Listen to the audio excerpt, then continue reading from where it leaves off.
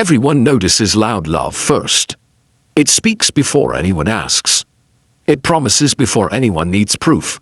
It calls itself deep, loyal, endless.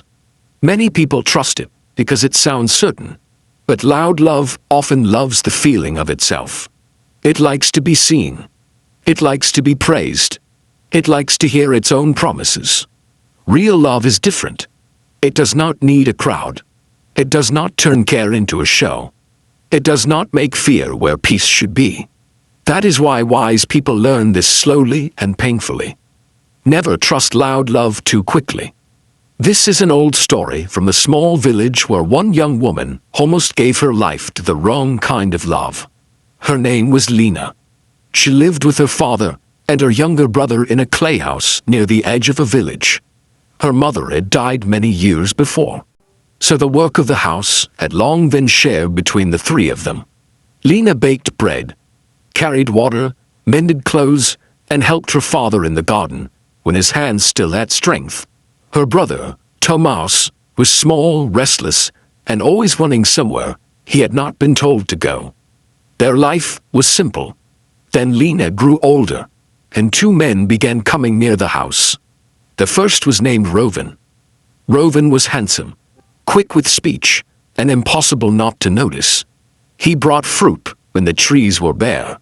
He arrived with ribbons, honey cakes, right cloth, and strong promises. If Lena carried water from the well, he rushed forward to take the bucket from her hands. If other people stood nearby, he spoke even louder. "No woman in this village is as precious as Lena," he would say. Old women smiled. Children laughed. Men at the well nodded, as if such words were proof of a good heart. Rovan liked all of that. He liked being seen near her. He liked saying beautiful things where others could hear them. He liked looking like a man in love. The second man was named Marek. Marek lived with his widowed aunt in a small house beyond the fields. He was not poor, but he had no fine clothes, no bright gifts, and no easy charm. He worked with wood. He repaired doors, fences, stools, and wagon wheels. His words were few, and when he spoke, he sounded as if he had no wish to impress anyone. He never came with ribbons. He never called Lena beautiful in front of the village.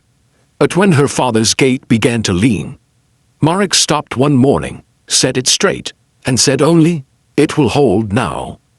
When the roof above the back room leaked after rain, he returned at dawn with dry straw and fresh boards. When Lena's father dropped a sack of grain, because his wrists had grown weak, Marek lifted it without speaking and carried it inside. He never stepped into the house unless invited. He never stayed longer than needed. Lena noticed his kindness, but it did not shine the way Rovan's love shone. Rovan made her feel chosen. Marek made her feel helped. And when a young heart has not yet learned the difference, it often trusts the louder thing. So Lena began leaning toward Rovan. The village expected it. Her father worried about it, though he said little.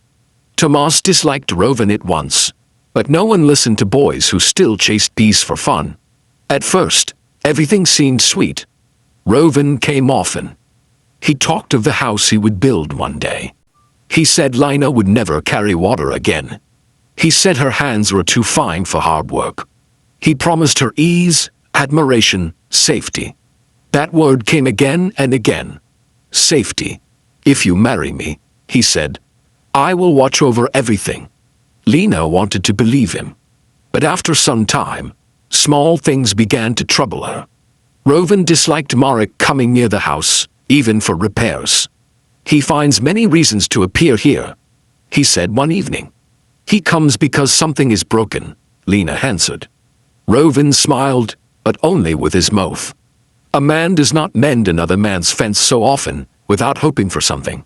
Lena did not argue. The words stayed in her mind. After that, when Marek passed by, she became more careful. She thanked him more quickly. She spoke less. She did not ask him to sit and drink water in the yard, even when the day was hot. Marek seemed to understand. He only nodded and kept a respectful distance. Rovan, meanwhile, grew more certain. He liked to decide little things. Which path Lena should take to market. Which neighbors were worth her time. Which days she should stay home instead of going to the river with other women.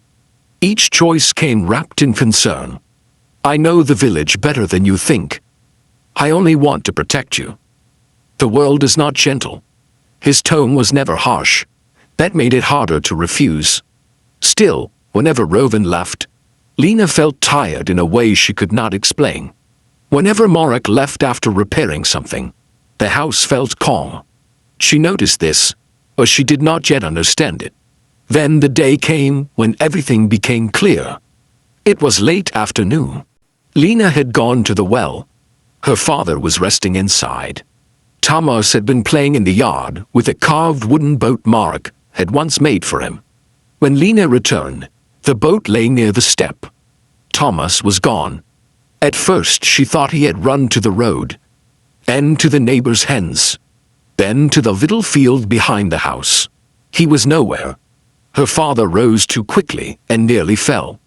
Lena called his name. No answer. A child could disappear quickly near the river. The bank was uneven there, and reeds grew thick near the bend. Fear entered the house like winter air. Someone sent for Rowan, because he was the man everyone first thought of when noise was needed. He arrived fast and full of command. He shouted Thomas's name from the yard. He ordered one boy to run toward the road and another toward the market. He demanded to know who had been watching him. He blamed Lena for leaving the house. He blamed her father for sleeping. He blamed the neighbors for seeing nothing. Within minutes, the place was full of movement and empty of help. Rowan shouted near the gate. He shouted by the shed. He shouted into the fields, as if loudness itself might bring the child back. Lena stood frozen, listening to his voice strike everything but the truth. Then Marek appeared. He had been repairing a cart 2 houses away. Someone had told him the boy was missing. He did not ask 10 questions. He did not give 10 orders. He looked once at the ground near the step, then at the little wooden boat, then toward the narrow path by the reeds. Thomas took this boat everywhere, he said quietly. Lena stared at him. Yes. Marek nodded once. He went to the river. Rowan turned sharply. We have already called toward the river. Marek did not answer him. He crouched near the step and touched the dirt. Small marks ran toward the side path, light feet.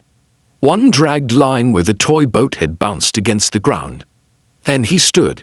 Stay here, he said to Lena's father. If the boy comes back, he must find you. There was no force in his voice. Yet everyone listened. Marek took the narrow path and disappeared into the reeds. Rowan kept shouting. For the first time, his voice sounded useless. The moments stretched. Lena felt each one. Then, from beyond the bend, she heard something that was not panic. A child crying once. A man speaking low. Steps returning through the grass. Marek came back carrying Thomas on his shoulder. The boy was wet to the knees and trembling, but safe. He had slipped near the muddy hedge, and then too frightened to climb back through the reeds. He had not fallen into deep water. He had only become trapped in fear. Lena ran to him and held him so tightly that he began crying again, this time from relief. Her father covered his face with both hands. No one in the yard spoke. Rowan tried to recover himself first. You should have said where you were taking him, he told Marek. Marek looked at him calmly. I went where the child had gone. Nothing more. No boasting. No lesson. No speech about what he had done. Then he set Tom's down gently and checked the scrape on the boy's leg. That was when Lena finally saw the whole truth. One man had filled the yard with fear and called it care. The other had brought the child back and hardly spoken. Her eyes moved from Rowan to Marek, and the difference between loud love and real love became too clear to ignore. Rowan loved being the center of every moment. Marek cared about who needed help. Rowan wanted to be seen saving. Marek wanted the child safe. Rovin's love made the air tight. Marek's care made breathing easy. A few days later, Rovin came with flowers and explanations. He said fear had made him harsh. He said love had made him wild. He said that only a man who truly cared could burn so hot. Lena listened quietly. Then she handed the flowers back. What is loud is not always deep, she said. And what is calm is not always small. Rovin tried to speak again, but she was already closing the gate.